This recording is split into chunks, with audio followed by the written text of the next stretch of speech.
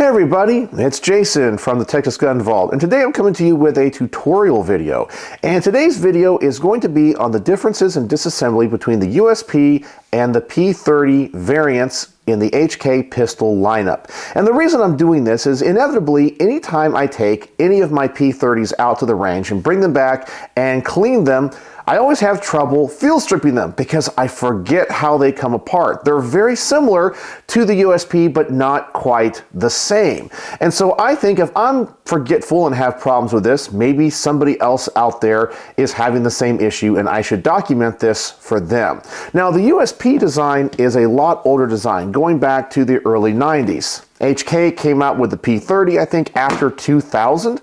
And while the design and internally of how these guns work is very similar, there are not a lot of parts that are interchangeable, but the concepts are very similar. The disassembly is definitely different. So I'm going to disassemble both these and show you the differences. Now, I've done a field strip video in the recent past on this USP Compact 40. So if we go ahead and disassemble this, we are going to pull the slide back to one disassembly notch that is on the side of the slide. There is only one. And this notch also is not only the disassembly portion of the slide, it is also the portion that the slide lock locks on. So there's only one cutout on this slide.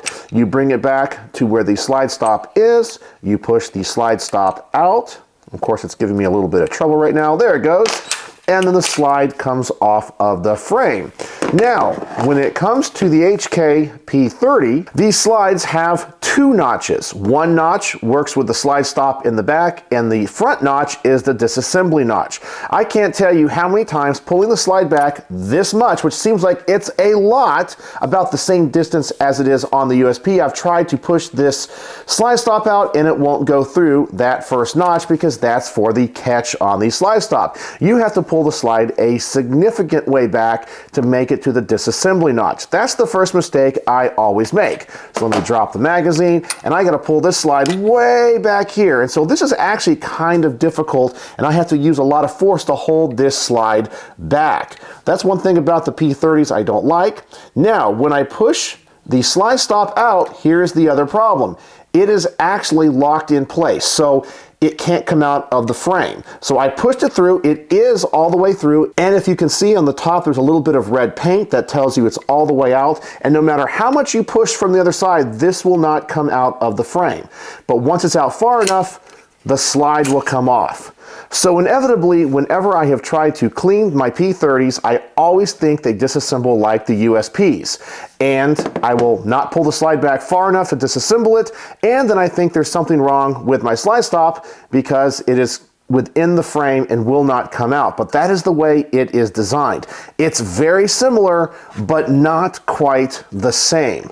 So I wanted to just document this and make this video for anybody that may have a problem with this and might be forgetful on how the P30 disassembles and how the P30 disassembles in comparison to the USP. Both of these are fantastic guns, and I don't really know why, when it comes to the internals being so similar, they decided that the takedowns would be so different.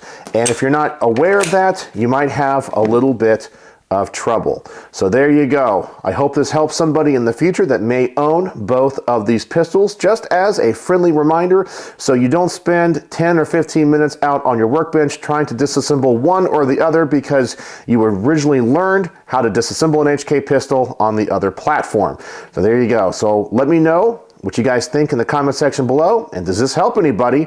I sure hope it does. So, as always, thanks for watching.